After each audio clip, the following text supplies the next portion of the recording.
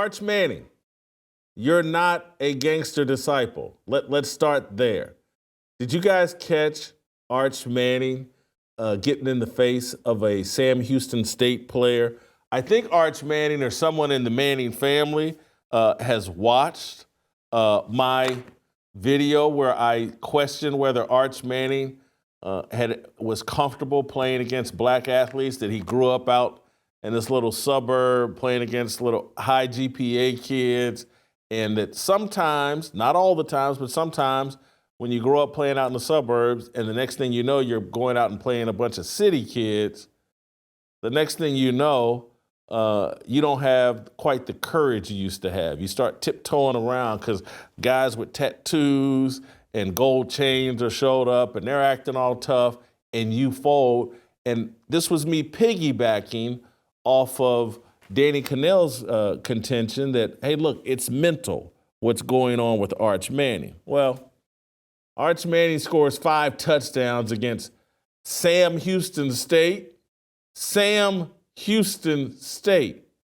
starts running around and acting like he just put up 68 points on the Detroit Pistons, starts running around acting like he just ran for 300 yards on the 1985 Bears. He scores a touchdown and then gets all up in the face of some Sam Houston State player. It's crazy. It's like this guy, Arch Manning, thinks like, hey, man, I just walked through O Block in Chicago. I was checking in with Steven Jackson and all the guys on O Block.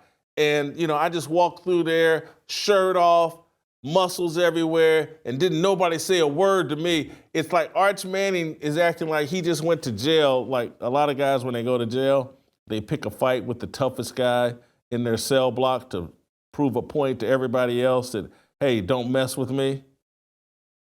That's what Arch Manning thinks Sam Houston State is. That he thinks it's O Block. He thinks it's cell block 8 on, at some prison. Arch, I'm not quite sold. I'm not some huge critic. I'm rooting for you. The Manning brothers, Eli and Peyton, your uncles, are tremendous. I mean, I mean that sincerely, not just talking about as players. I think they have great personalities. I think your dad, Cooper, great personality. Guys that anybody would want to hang out with. I'm not rooting against you. But let's don't think you've arrived because you scored 5 touchdowns on Sam Houston State. Does anybody know where Sam Houston State is? Luke, do you know? Do we know where is Sam Houston State? What conference are they in? I would imagine, are they in Houston? Or is there, I would have to think. Oh, Huntsville, Texas. Yeah, they're in Huntsville, Texas. I think they play some sort of Division I football, but you didn't go into Death Valley and beat up Clemson. You didn't go down to Tuscaloosa and beat up Alabama. You beat up Sam Houston State. Let's pump the brakes there a little bit there, Arch, on taunting, Sam Houston State. It's one of the most awkward, foolish things I think I've ever seen. But I think Arch thinks he got his teardrop tattoo.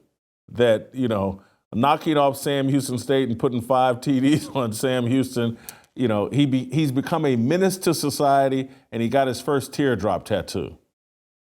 Arch, I think you got a bit more work to do before we give you that teardrop tattoo. But, what do I know? I'm just, fat guy that played at Ball State and, was never a 5-star recruit. This is all Caleb Williams needed. The Dallas Cowboys, the ultimate slump buster in professional football right now. That's what Jerry Jones's football team and franchise has been reduced to. Caleb Williams, where was this game at? Was it in Chicago or Dallas? But Caleb Williams either invited the Cowboys over for a booty call, and the Cowboys came over, and now Caleb Williams, everything's all fixed now. 4 TD passes. The Bears put up 31 points on that Micah Parsons-less Cowboys defense the Cowboys are officially America's slump buster. How about that? This is going to be Jerry Jones's legacy, is that everybody eats, everybody gets well off the Dallas Cowboys. I know I've been a longtime Jerry Jones defender. This morning, John Hadley was on our conference call giving me flack about being a Jerry Jones apologist. And I have been a little bit of an apologist for Jerry Jones, but things are getting bad. When the Chicago Bears and Caleb Williams, two laughing stocks. I mean, Caleb Williams has been a laughing stock. Everyone's written him off. Everyone's given him flack about painting his fingernails and all this feminine energy.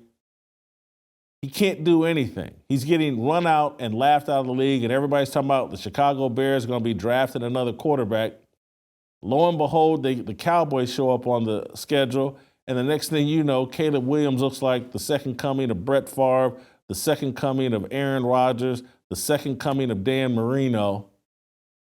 Jerry Jones has constructed a laughingstock franchise. The Cowboys can't play defense, and people can make excuses for Matt Eberflus, the defensive coordinator, and he probably does deserve some defense. They traded Micah Parsons right before the start of the season. But this is about a culture in Dallas.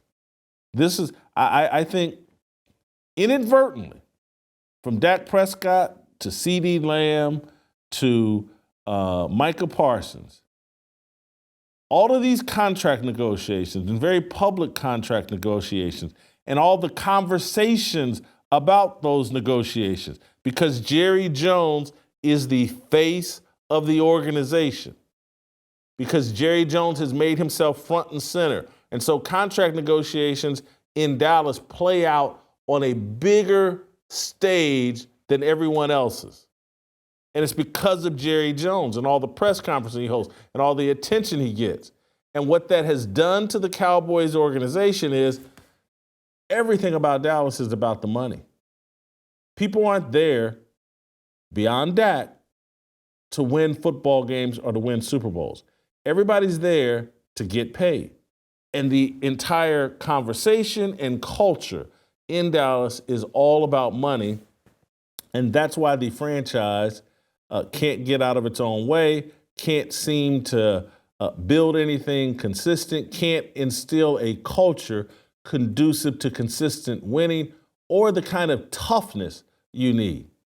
Dak Prescott started out the season on fire, playing really well. The defense hasn't been cooperating. And now the Chicago Bears have come in and Caleb Williams have come in and had their way with the Dallas defense. This thing here, I saw something on ESPN this morning where they had a headline or a lower third. Are the Dallas Cowboys a playoff team? I'm like, are you kidding me? They're in the same division as the Philadelphia Eagles and the Washington Commanders. How are they going to be a playoff team? They're in the NFC East. After what the Bears just did to them, the Dallas Cowboys making the playoffs, there's no possibility of that. The Dallas Cowboys are a slump buster, and people are checking their schedules right now. Hey, when Dallas come to town? I can't wait to get some of that. Dallas is here. Can't wait. Help us grow the Fearless Army.